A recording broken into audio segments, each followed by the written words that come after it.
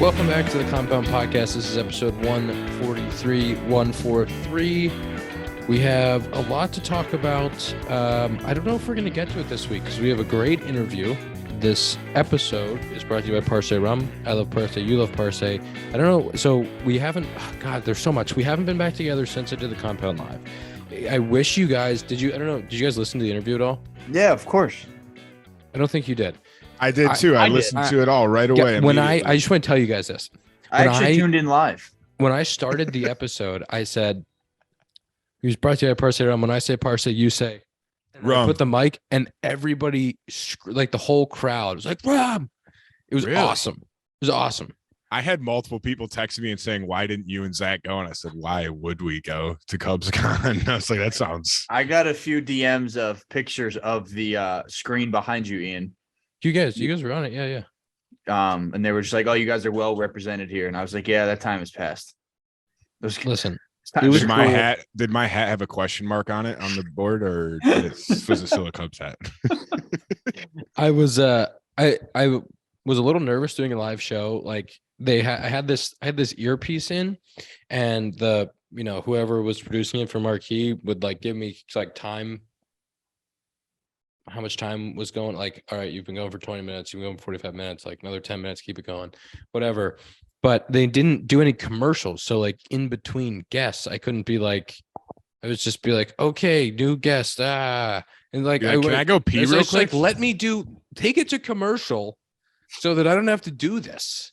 I cut most of that out of the actual episode we posted, but it was pretty funny to watch you, because it was just kind of everyone be quiet, and the crowd got really quiet, and then it would just be like, I like your watch. And then someone would like have innocuous comment, and that's how the interviews would start. Yeah, well, it was weird because like when Demp did his live show, like they would throw it to a commercial, and then when somebody else would come back, but I was like, do we have any commercials? They were like, nope, you're just doing it for an hour straight. So I was like, the guys in my ear, just like, keep talking. I'm like, about what? But I think it went pretty well. I will listen. I will go back and listen. Don't worry about it. I'll say I texted Ian. I was very impressed. That was really hard to do by himself for an hour with 6 different guests. And I thought Ian did a really good job. So I want to give him a shout out for that. Thank you, Tom. I want to talk about the golf that Zach and I played. Real quick first. What you should have done is brought Nico on after you interviewed him and be like, let's go back to your glory days. You're going to help me interview. A little TBT. Nico interviews you. That's what we should have. That's a great idea. Shit. I didn't want to like keep him there for an hour. That was like he was only there for like 15 minutes. I was like, all right, now you go. You're like, all right, Nico. I didn't want to be like, hey man, you have to come do this for an hour with me. Real quick, last thing. I know I said real quick. No. Didn't Tucker do it live too? Yeah, Tucker was on live. How hard was that to be like, all right, like we just did this, but like let's see what other questions I got in my head. Well, I had him on with JMO with Tyon, so it was easier to talk about, like, because there was stuff that we didn't talk about where I was like, all right, they both played in the Central. I was like, let's talk about playing in the Central, talk about coming to Wrigley before when you're a visiting player, and then like talking about the pitcher-catcher thing, pitcher-catcher relationship, like learning each other, what to take, all that stuff. So it was cool. They did a good job. Everybody was great. Mark Grace, bro. You said that was your best one. Dude, he was unbelievable. He was like talking the whole time. We were talking about being a lefty at Wrigley, and he was talking about the win, how it made him a line drive hitter. It was so cool. And he just got in the Cubs Hall of Fame. So it was like awesome. He was fantastic. But I want to talk about our golf, but maybe we should save it for next week and do a golf debrief next week. Yeah, because I feel like it could be a lengthy conversation. It's going to be a long talk. I want to talk Zach's about better it. Than you. Shut up. Here's a little spoiler. Zach was upset after shooting a 72 at Pebble Beach. So he was not upset. Yeah, you were. You go, it should have been a 68. We were playing a tee. No. I left so many chips. Listen, let's not get into it. I could have left my putter at week. home. Yep. Let's not get into it. I just want to tell the people next week. We're going to talk about whatever we're going to talk about. But one of the things we're going to cover is I used to play in a golf event down in Orlando, Hilton Grand Vacations, Tournament of Champions, LPGA event. Awesome experience. And then Zach at the same time was on the other coast in California playing. Zach, what was the name of yours? It was just called the Players Cup. It wasn't as like formal as yours. It's 2-man teams. Four-man teams. Four-man team event at Pebble Spyglass Spanish Bay. Really cool. thing that he got to do. So like we were all texting each other back and forth the whole weekend about like, how are you doing? How am I doing? Blah. So we'll talk about that next week. It's be really cool. We have an amazing guest in Joey Votto, who is my favorite player. I absolutely have loved playing against him, watching him for the last 6 years. He is, even like going to school in Cincinnati, 13, 14, 15, the Reds were in those good teams. Obviously, he had won the MVP not long before that. Like his career has been so awesome. Like one of the only guys in baseball 400 plus OPS was like write it down before the season because he's going to have a 400 OPS every year, or OBP on base percentage, 400 on base percentage every year, like is bananas. This interview is presented by DraftKings Sportsbook app. Code Compound. New customers bet $5 on the conference championships, get 200 in free bets instantly. DraftKings Sportsbook with code Compound. I know that Dakota is going to be hammering. Not just Dakota. Don't throw me under the bus, Zachary. I have not. I have not in 5 days. 5 days have not. Oh, you're clean. You're clean. Yeah. What are you itching? What are you itching? I don't believe you. The only reason that I believe Zach is because he was golfing, or else he would have had some action on the NFL. I'm hammering the Bengals. Did you guys bet on last weekend? No, I would never. I was with a couple. I mean, all right, you're liars, but I was with a couple of guys who were on the wrong side of the Jags game until they covered right at the end, right?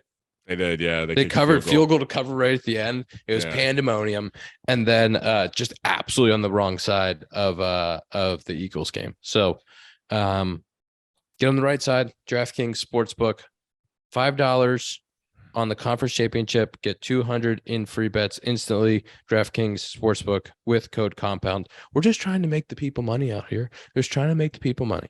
Let's go to the interview with our friend of the compound, friend of the pod, Joey Votto.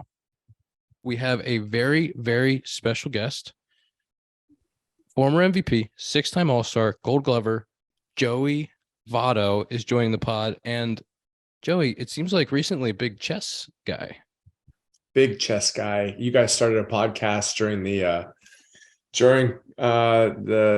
pause in 2020. I started playing chess, so it sounds like yours is more fruitful and mine's more playing with kids' toys. So it's good. I'm happy. I've been playing a bit.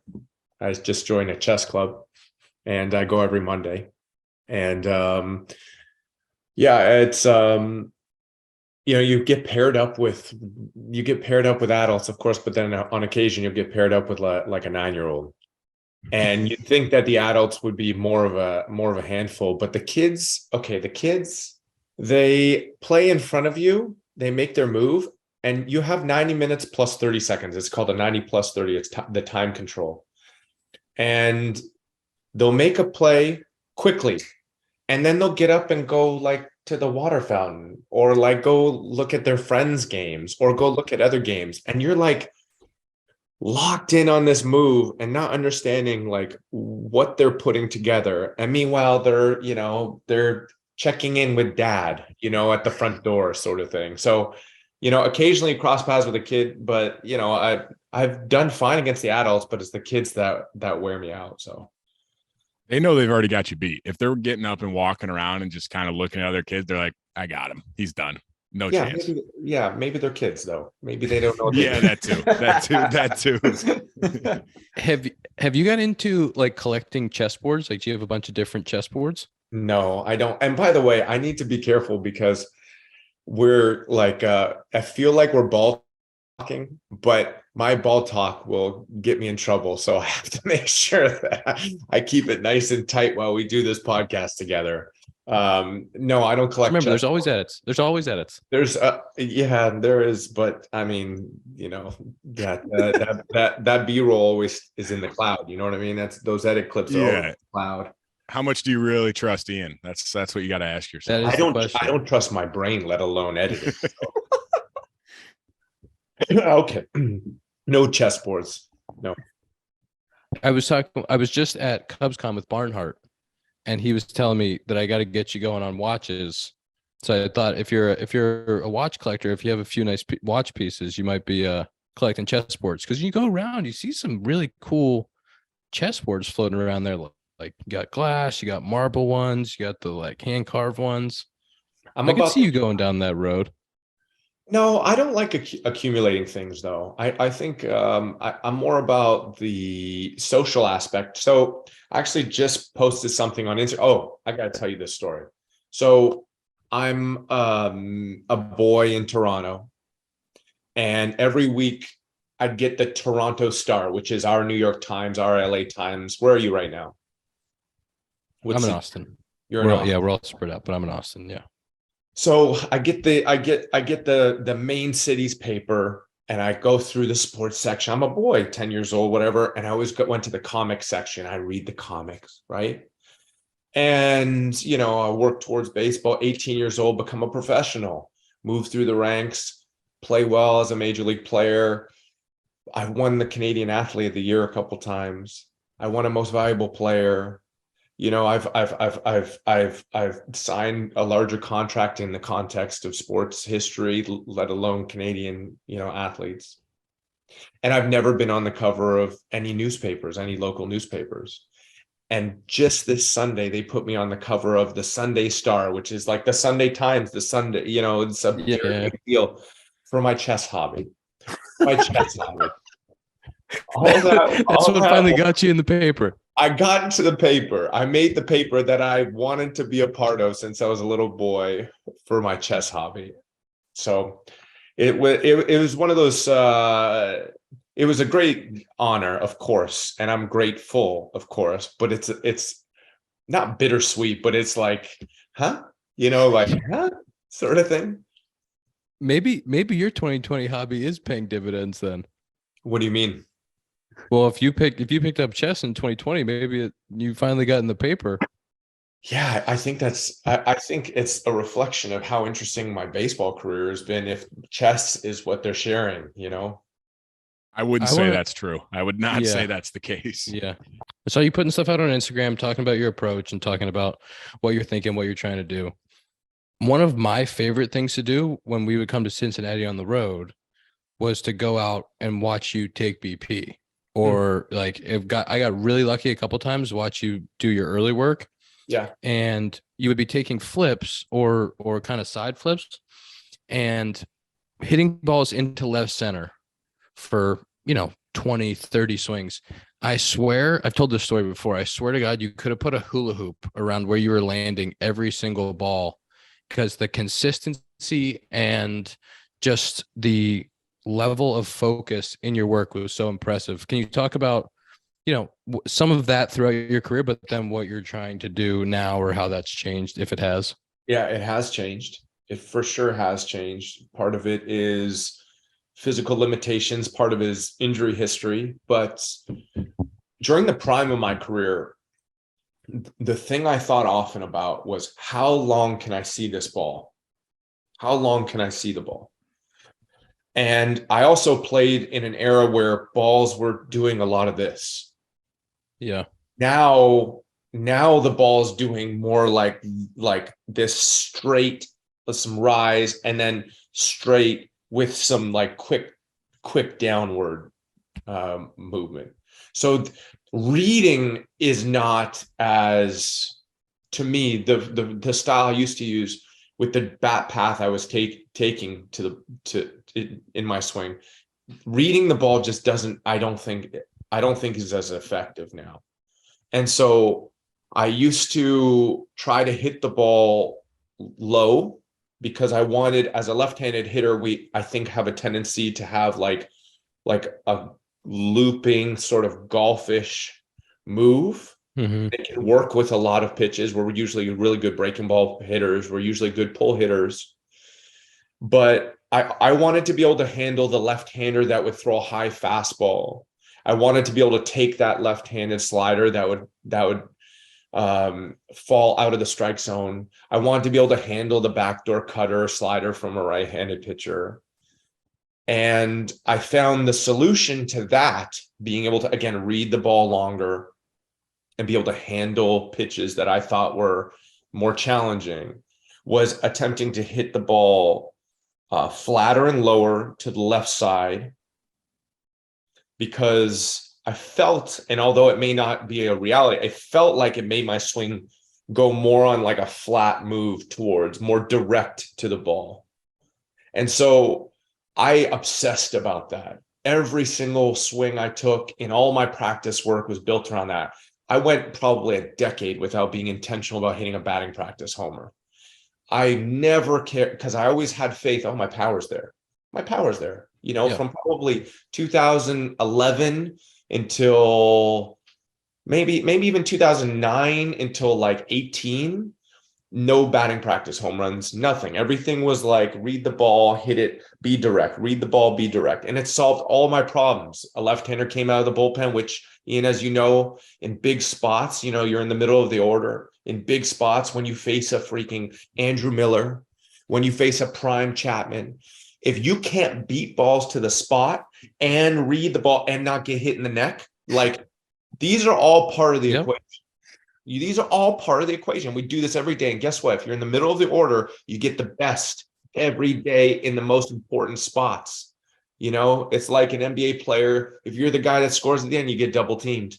It just is what it is if you're that guy. And so, or if you're in that group of guys. And so I spent my time trying to build a style that handled everybody. And then as I had my prime, I noticed that the ball wasn't coming off my back quite as hard. So I'd hit a ball hard and it would get caught at the track. Was that, Joey, was that a feel thing, or was that, did you see the numbers? I'm like all players, driven by the numbers. You know, I was at the halfway point in the season. I had 5 homers, and I remember having 25 homers years. And I'm slugging 390 or 415 or 430 or something. And I'm like, what? Like, what is going on here?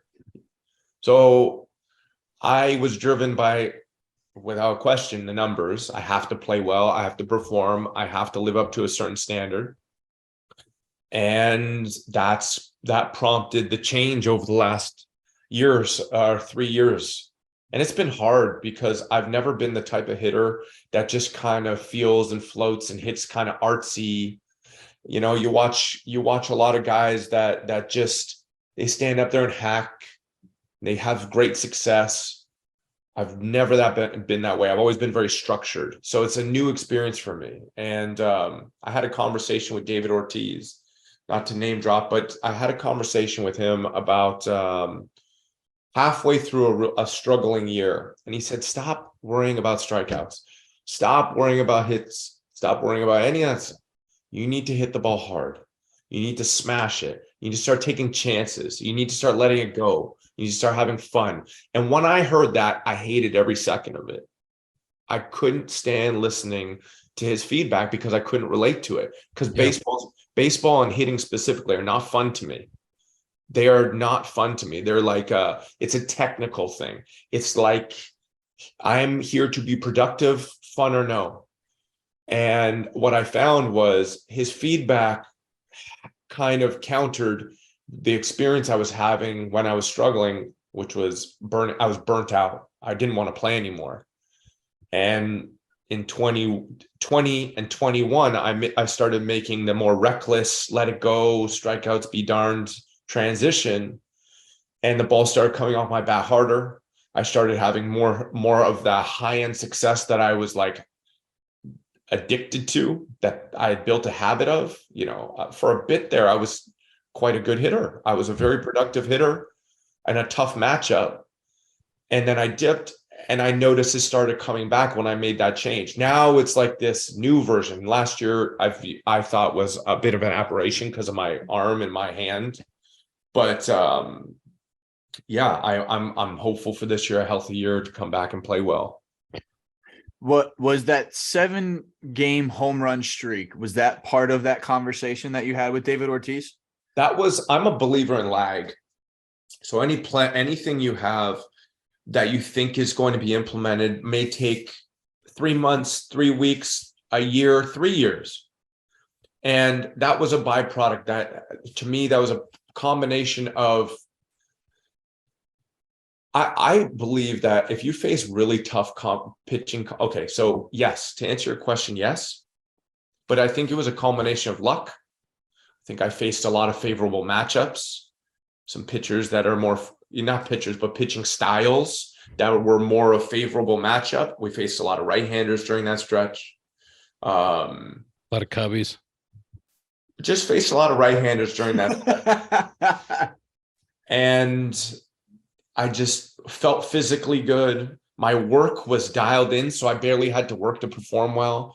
And every day I felt like I was going to homer. Every single day I felt like I was going to homer. And yeah, even little things like the wind was blowing out a little bit in Chicago, which matters. It's a combination of a lot of things. So like, to answer your question, yes, the conversation, Ortiz wasn't the reason. I felt in my gut a change needed to be made, and I need to be more reckless. And the thing that gave me the most joy was hitting homers, and more importantly, hitting the ball consistently hard. There's a satisfaction in that. It's like, I was my reward system. I had no reward system when I was hitting. There's more big picture. By the end of the year, you get the reward. But I was tired of that because I wasn't getting enough big picture reward. So I wanted like momentary little hits, like dopamine hits of like hits, smash the ball. Oh, that felt good. And once I start doing that, I was like, oh, and then I look up and see a 105. I see a 110. I'd be like, oh man, that ball's in the 8th row. That ball's in the 15th row. Oh, I hit another home run, sort of thing. I hit a ball hard off the center field wall. Wow, I wasn't able to do that when I was using my former style. So just that simple feeling, which was anti everything I've ever thought and done in my past, was proved effective for me. So correct me if I'm wrong, but you came out and said that they were like, well, like, what are you changing? What are you doing? And you were just like, oh, like, I'm just trying to hit homers now. And you're like kind of proving it to not only myself, but it's just like, yeah, I still got it. And I thought that was, when you said that, I was like, I mean, that's the coolest thing I've ever heard. Like, yeah, I'm going to try to hit homer, and you homer in 7 straight games.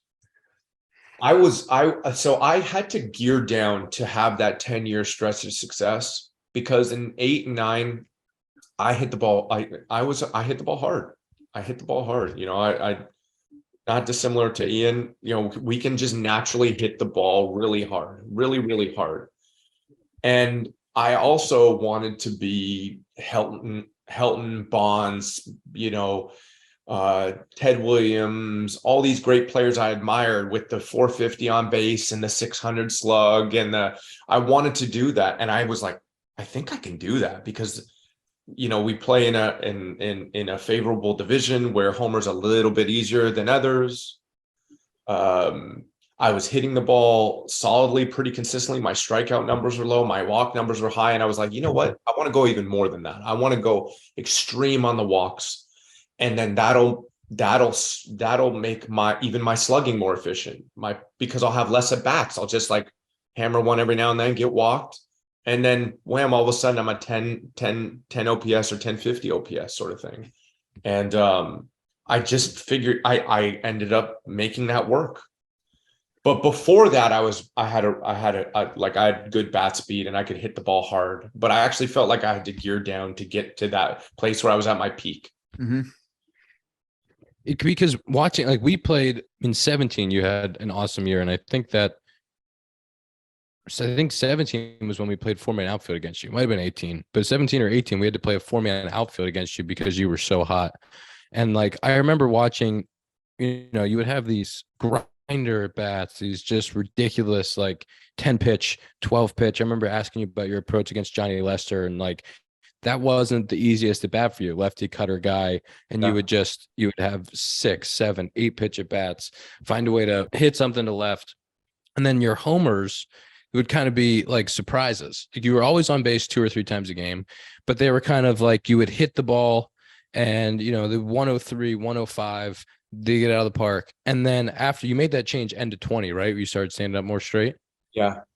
And then it wasn't so much standing up straight. It was just more letting it go. I think you all can agree when you're more in your legs, more spread out, it's hard to get bat speed off. I don't know if you agree or disagree. Yeah, but you could really like when you went to you was like, oh shit, Joey's doing something different because we played against each other for like 4 years. So it's like always the same thing, and then you're doing something different. It was like, oh, and you start to see. I'm playing center field. You're hitting a fly ball outs at like 109, 110. It's like, oh shit, that's different. Yeah. And it was, was there any part of like because Great American was one of the first ballparks to have velo on the board. Was there any part of when that started coming, that might have been 18 or 19 you guys did it before anybody else? Did you start to see like balls at like 102, 103, 104 where other guys are hitting it at 110? You're going like, what the fuck?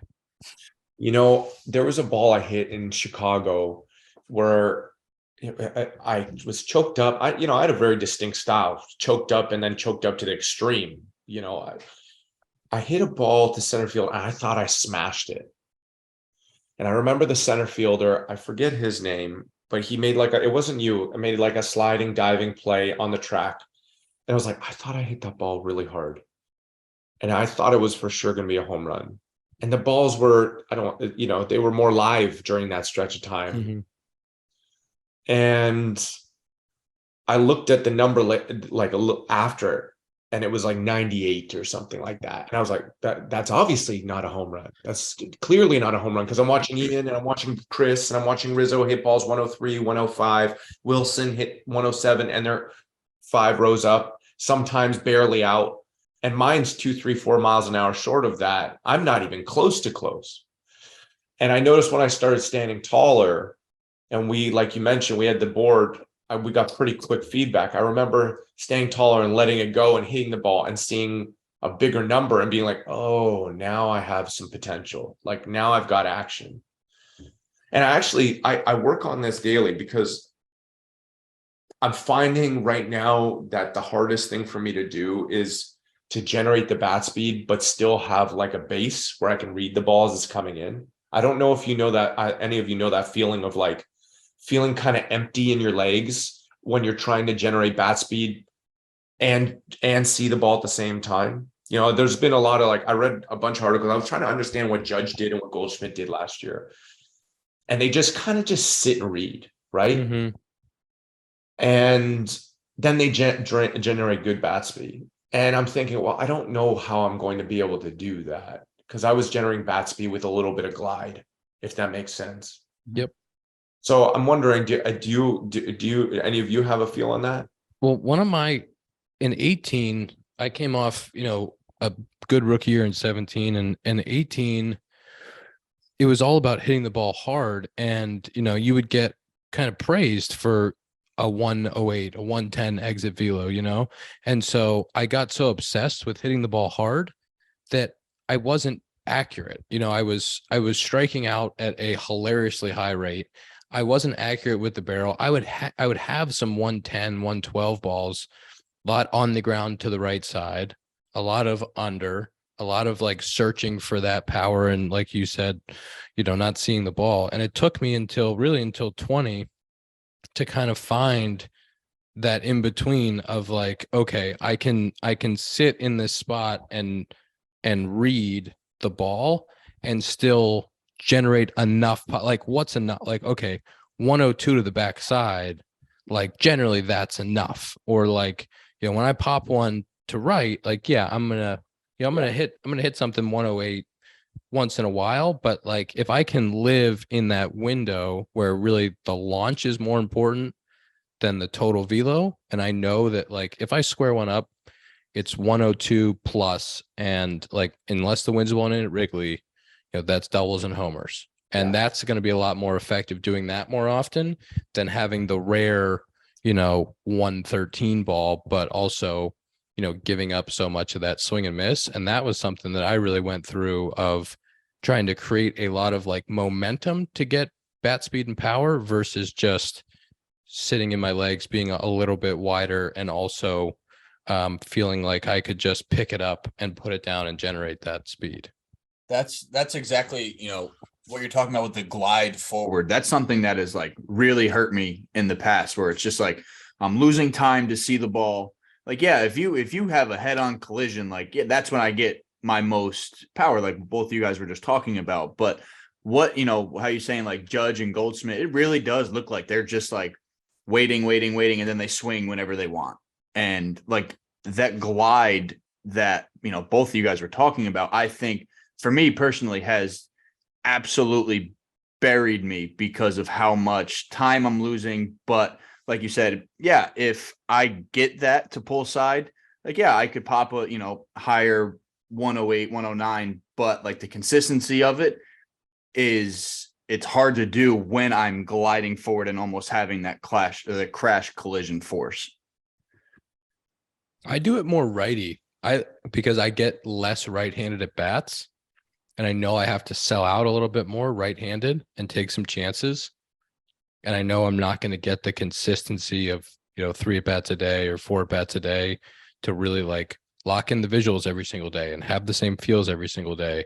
So I sell out a little bit more righty. So I'm a little bit more like taller. I'm a little closed. I kind of have a leg kick and like get going righty because I have to sell out to not be afraid to hit something really hard to the pull side and like jam it through the 6 hole or hook some shit, because I know that like the way my swing plays lefty is a lot more well-rounded than like how the right-handed swing is going to play. Yeah, Joey, it's funny, like thinking back to when, you call your prime, it's like, that's what stuck out to me with you is like, you had the big leg kick, whatever, but like, I would just watch and be like, he is so still, but, has moving parts, but so still. And the way that you said, like, you were just waiting to read it was exactly what I thought that you used to do. And like you said, the game has changed, your body has changed, but like, that is the only thing that went through my mind is when I used to watch you swing, was just like, you'd get in your load and you're just like, all right, I'm waiting.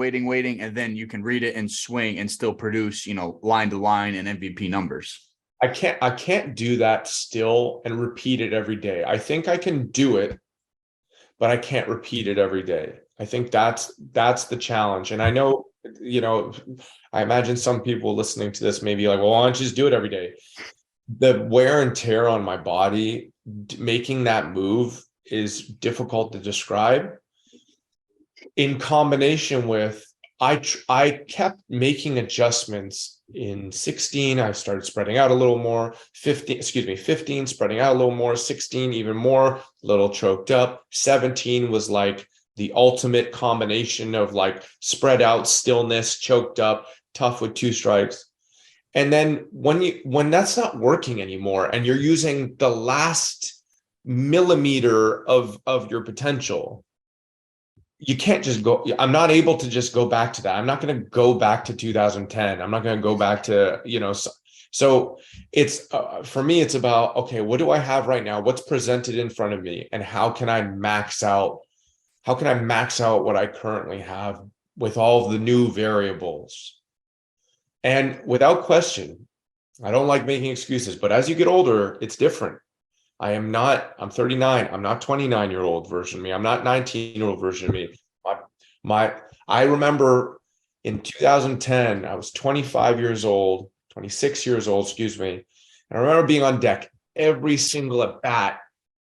I could talk, swing, and hear a noise like every single practice swing. And I remember not stepping up to the plate till I took one swing that I heard the noise, I would hear the noise, and then my confidence would be exactly where it needs to be. And then I remember literally the next year in 2011, taking swings on deck and not hearing that noise. And for the first 2-3 months of the season being like, yo, where's my whip? Like, where's that feel that I leaned into? Where's that? And that's 1 year to the next. I played well that year. I figured out new ways to be successful. Then in 12, same sort of thing, slight choke up on my bat.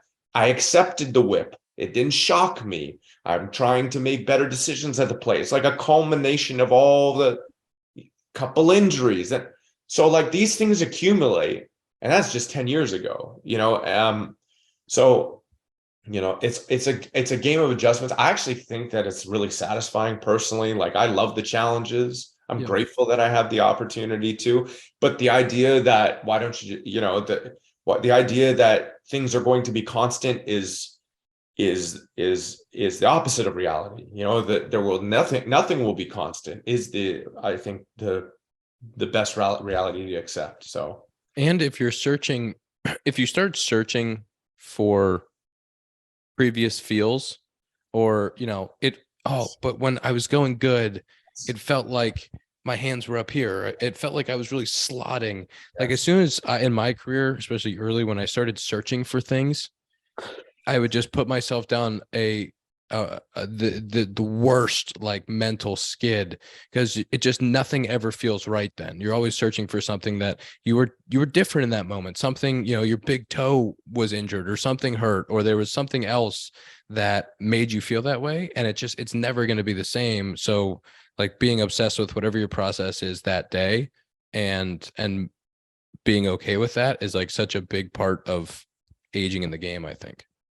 Yeah, I had a conversation with, I won't say his name, but a great player, great hitter. And he was playing amazingly when I had this conversation. And he said, yeah, I just decided I'm not going to swing as much anymore. And I said, what? Because I swing like crazy. A part of the reason why I struggled this year is because I could not take aggressive swings in practice work because of my arm. And I said, what do you mean? He goes, yeah, I'll take like 20 swings off the tee and if my swing feels good, I'll stop at 10, 12, 8. But if it doesn't feel good at like roughly the 20 swing mark, I just tell myself, all right, too bad, you got to go compete now. And like, to your point, the feels, I was doing this, I was doing that. Sometimes we have to just go out and trust that we'll figure it out in real time, because that's really what we do for a living. Yeah. So I sometimes think our practice work is a tool used to manage anxiety. I don't always think it's an actual useful one-to-one practice than in-game sort of thing. Joe Madden always had a theory that no team actually needs to take batting practice, like that batting practice is overrated, and that he always wanted there to be a minor league team that didn't take BP for a full year and compare the numbers. I mean, I think there's value in, like, you wouldn't have a basketball player not, or somebody, you wouldn't have a 100-meter sprinter come off the blocks right away without getting loose or running some drier sprints. Like, it makes some sense to get some reps in to prepare your body and mind and find that rhythm. But I think there's like every player has their own routine, but I don't think, killing off batting practice is the solution. Taking a quick break from our friend Joey Votto to talk about Manscaped.com. Joey must use Manscaped to get rid of that beard. I don't know if you guys have been following him on Instagram. Got a beautiful beard all off season. And you know what? He might have used Manscaped to get rid of that thing. 20% off and free shipping with code COMPOUND at Manscaped.com. 20% off free shipping at Manscaped.com. Use code COMPOUND. I don't know if you guys know this. They have a new beard. It's called the Beard Hedger. One stroke, one guard, 20 lengths. What do you think that means, Dakota? One beard, one stroke, one guard, 20 lengths. I bet you it means that there's one guard. It's adjustable. Mm-hmm. And you can just boop, boop, boop, boop. I need one of those, Tom. You don't got to keep track of all your different pieces. You just got that one, and it's adjustable. Makes it easy. Tom, can our friends at Manscaped make sure that the three of us can review the Beard Hedger and then leave 5-star reviews, just like people should leave 5-star reviews in the Compound Podcast? I believe yours has already been sent to 10. That's unbelievable. Continue with the ad, but that's unbelievable. Where's mine? Wrigley Field. Well, how am I gonna get it Wrigley? Okay. I'll have somebody pack it up and send it to me in Arizona. All right. Yeah, I kind of figured that was the plan. Yeah. I'll get mine. Guys, don't worry. Yours is also in the mail. Okay. I'll work on getting you guys. I'm going to talk to somebody. You guys are going to get Tom, you know what? Beard Save it. Hedger. Beard Hedger. Manscaped. 20% off. Free shipping at manscaped.com. Use code COMPOUND. Let's get back to the interview with Joey.